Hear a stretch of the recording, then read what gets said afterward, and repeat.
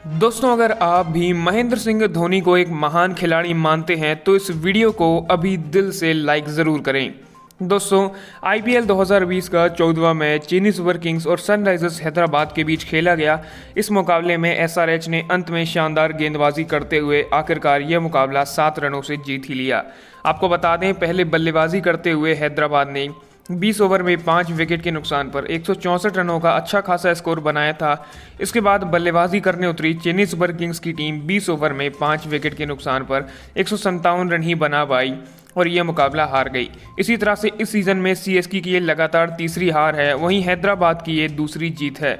अब दोस्तों, आपको बता दें कि जब सीएसके बल्लेबाजी कर रही थी और स्कोर को चेस कर रही थी, उसे आखिरी 12 गेंदों में 44 रनों की ज़रूरत थी और क्रीज पर थे कप्तान महेंद्र सिंह धोनी। सभी को काफ़ी उम्मीदें थीं कि धोनी लंबे लंबे छक्के मारकर ये मुकाबला जिता देंगे, लेकिन इस मैच में वो काफ़ी तकलीफ में दिखाई दिए और यही कारण है कि उन्हें शॉट मारने में भी काफ़ी ज़्यादा परेशानी का सामना करना पड़ा। जी हाँ, हैदराबाद की तरफ से 19वां ओवर लेकर आए तेज गेंदबाज भुवनेश्वर कुमार और उन्हें हैमस्ट्रिंग में काफ़ी ज़्यादा तकलीफ हो रही थी, जिसकी वजह से वो एक गेंद ही डाल सके और मैदान से बाहर चले गए। इसके बाद दोस्तों, महेंद्र सिंह धोनी को रन लेते वक्त परेशानी का सामना करना पड़ा और यही कारण है कि धोनी ने समय लिया और ओवर के बीच में ही फिजियो की भी मदद ली। ओवर की 5वीं गेंद पर काफ़ी ज़्यादा मुश्किल से धोनी ने मिड विकेट की तरफ एक शानदार छक्का लगाया और तभी धोनी को दोबारा परेशानी होने लगी। ऐसे में दोस्तों, हम तो यही चाहेंगे कि धोनी जल्द से जल्द फिर से फिट हो जाएं और अगले मैच में सीएसके को जीत दिलाएं। आपको बता दें, इस मैच में धोनी 36 गेंदों में 47 रन बनाकर नॉट आउट रहे, जिसमें उन्होंने 4 चौके और एक छक्का भी मारा। इसके अलावा सीएसके की तरफ से रविंद्र जडेजा ने भी बेहतरीन पारी खेली। उन्होंने 35 गेंदों में 50 रनों की अर्धशतकीय पारी खेली, जिसमें 5 चौके और 2 लंबे छक्के शामिल थे। वहीं अंत में सैम करन ने भी मात्र 5 गेंदों में ही 300 की स्ट्राइक रेट से 15 रन बनाए, जिसमें उन्होंने 2 छक्के भी मारे। ऐसे में दोस्तों, आपको इस मैच में किस खिलाड़ी का प्रदर्शन सबसे अच्छा लगा, नीचे कमेंट में ज़रूर बताइएगा। अब दोस्तों, आपको बता दें कि पहले बल्लेबाजी करने उतरी सनराइजर्स हैदराबाद की शुरुआत काफ़ी ख़राब रही और पहले ही ओवर की चौथी गेंद पर सलामी बल्लेबाज जॉनी बेयरस्टो को तेज गेंदबाज दीपक चाहर ने क्लीन बोल्ड किया। बेयरस्टो बिना खाता खोले ही आउट हुए। इसके बाद डेविड वार्नर और मनीष पांडे के बीच एक अच्छी साझेदारी बनती हुई नजर आ रही थी कि तभी 8वें ओवर की पहली गेंद पर मनीष पांडे कैच आउट होकर पवेलियन लौट गए। अपनी पारी में मनीष पांडे ने 21 गेंदें खेलकर 29 रन बनाए, जिसमें 5 चौके शामिल थे। इसके बाद 11वें ओवर की 5वीं गेंद पर कप्तान डेविड वार्नर भी ड्यू प्लेसी के हाथों कैच आउट हुए। वार्नर ने 29 गेंदों में 28 रन बनाए, जिसमें 3 चौके भी शामिल थे। इसके बाद इसी ओवर की आखिरी गेंद पर केन विलियमसन भी रन आउट हो गए। उन्होंने 13 गेंदों में 9 रन बनाए।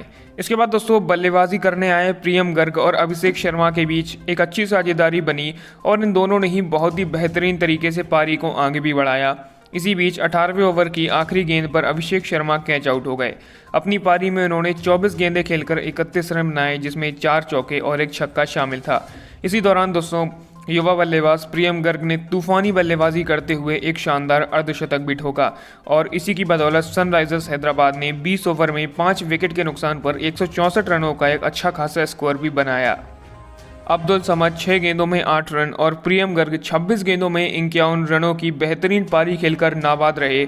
अपनी पारी में प्रियम ने 6 चौके और एक लंबा छक्का भी मारा। अब दोस्तों, आपको बता दें कि 165 रनों के लक्ष्य का पीछा करने उतरी सीएसके की शुरुआत भी काफ़ी खराब रही और तीसरे ओवर की तीसरी गेंद पर भुवनेश्वर कुमार ने शेन वॉटसन को क्लीन बोल्ड करके चलता किया। वॉटसन ने 6 गेंद में मात्र 1 रन बनाया। इसके बाद दोस्तों, लगातार सीएसके के विकेट्स गिरते गए और छठे ओवर की पहली गेंद पर नए बल्लेबाज अंबती रायडू भी बोल्ड हो गए। रायडू ने 9 गेंद में 8 रन बनाए। इसके बाद दोस्तों, इसी ओवर की आखिरी गेंद पर अच्छी बल्लेबाजी कर रहे सलामी बल्लेबाज फाफ डू प्लेसी भी रन आउट हुए। उन्होंने 19 गेंदें खेलकर 22 रन बनाए, जिसमें 4 चौके शामिल थे। इसके बाद बल्लेबाजी करने महेंद्र सिंह धोनी आए और तभी 9वें ओवर की दूसरी गेंद पर केदार जाधव भी एक आसान सा कैच देकर आउट हुए। अपनी पारी में केदार ने 10 गेंदों में मात्र 3 रन बनाए। इसके बाद दोस्तों, धोनी और रविंद्र जडेजा के बीच भी एक अच्छी साझेदारी ज़रूर हुई। अब दोस्तों, आपको इस मैच में किस खिलाड़ी का प्रदर्शन सबसे अच्छा लगा, हमें नीचे कमेंट करके ज़रूर बताइएगा। दोस्तों, अगर आप भी कारण पोलार्ड को एक विस्फोटक बल्लेबाज मानते हैं तो इस वीडियो को अभी दिल से लाइक ज़रूर करें। दोस्तों, आईपीएल के 13वें सीजन के 13वें मुकाबले में किंग्स 11 पंजाब को शर्मनाक हार झेलनी पड़ी। मुंबई इंडियंस ने एक तरफा अंदाज में इस मुकाबले को अपने नाम किया। इस जीत में खुद कप्तान रोहित शर्मा ने शानदार अर्धशतक ठोका।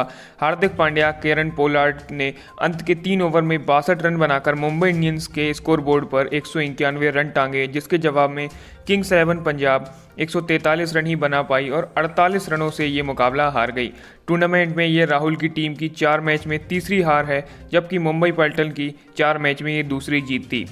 अब दोस्तों आपको बता दें कि जब मुंबई इंडियंस की टीम बल्लेबाजी कर रही थी तब एक बड़ी घटना हुई, जिसे देखकर सभी लोग पूरी तरह से हैरान रह गए। जी हाँ, दरअसल पारी का 17वां ओवर पंजाब की तरफ से तेज गेंदबाज मोहम्मद शमी लेकर आए और ओवर की आखिरी गेंद उन्होंने क्रीज पर खड़े केरन पोलार्ड को डाली और वो सीधी जाकर उनके पैड्स में लगी और इसके बाद एक तेज़ अपील हुई और अंपायर ने बिना समय गंवाए सीधा आउट दे दिया।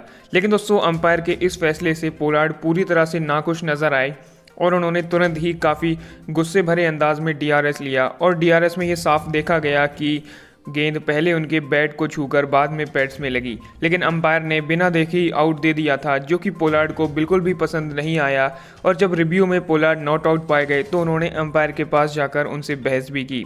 और दोस्तों नॉट आउट देने के बाद तो हम सभी को पता है कि पोलार्ड ने किस तरह की तूफानी बल्लेबाजी की।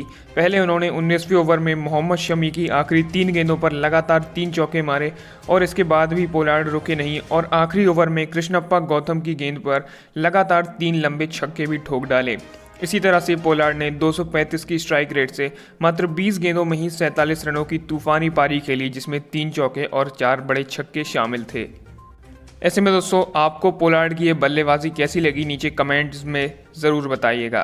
अब दोस्तों आपको बता दें कि पहले बल्लेबाजी करने उतरी मुंबई इंडियंस की शुरुआत ज़्यादा कुछ खास नहीं रही और पहले ही ओवर की 5वीं गेंद पर सलामी बल्लेबाज डीकॉक बिना खाता खोले ही क्लीन बोल्ड हुए। डीकॉक ने 5 गेंदों में एक भी रन नहीं बना पाया। इसके बाद नए बल्लेबाज सूर्यकुमार यादव भी ज़्यादा कुछ खास कमाल नहीं कर पाए और चौथे ओवर की 5वीं गेंद पर मोहम्मद शमी के हाथों आसानी से रन आउट हुए। सूर्यकुमार यादव ने 7 गेंदों में 10 रन बनाए, जिसमें 2 चौके भी शामिल थे। इसके बाद दोस्तों नए बल्लेबाज ईशान किशन और कप्तान रोहित शर्मा के बीच एक अच्छी साझेदारी बनती हुई नजर आई, जहां पर ये दोनों ही शानदार तरीके से पारी को आगे बढ़ा रहे थे कि तभी 14वें ओवर की पहली गेंद पर धीमी बल्लेबाजी कर रहे ईशान किशन कैच आउट हो गए। अपनी पारी में उन्होंने 32 गेंदें खेलकर मात्र 28 रन बनाए, जिसमें 1 चौका और 1 छक्का शामिल था। इसी बीच दोस्तों रोहित शर्मा ने शानदार पारी खेलते हुए अपना 50वां भी पूरा किया। अर्धशतक लगाने के बाद भी रोहित लगातार तूफानी बल्लेबाजी करते ही जा रहे थे कि तभी 17वें ओवर की पहली गेंद पर एक और बड़ा शॉट मारने के चक्कर में वो भी कैच आउट हो गए। अपनी पारी में रोहित ने 45 गेंदें खेलकर 70 रन बनाए, जिसमें 8 चौके और 3 लंबे गगनचुंबी छक्के भी शामिल थे। इसके बाद दोस्तों बल्लेबाजी करने आए केरन पोलार्ड और हार्दिक पांड्या ने क्रीज पर आते ही पंजाब के सभी गेंदबाजों की जमकर धुनाई की और दोनों के बीच मात्र 23 गेंदों में ही 67 रनों की तूफानी साझेदारी हुई। इसी बीच केरन पोलार्ड 20 गेंदों में 47 रन बनाकर नाबाद रहे, जिसमें उन्होंने 3 चौके और 4 लंबे छक्के मारे और वहीं हार्दिक पांड्या भी 11 गेंदों में 30 रन बनाकर नॉट आउट रहे, जिसमें 3 चौके और 2 छक्के शामिल थे। इसी तरह से दोस्तों मुंबई इंडियंस ने 20 ओवर में 4 विकेट के नुकसान पर 191 रनों का बड़ा स्कोर खड़ा किया।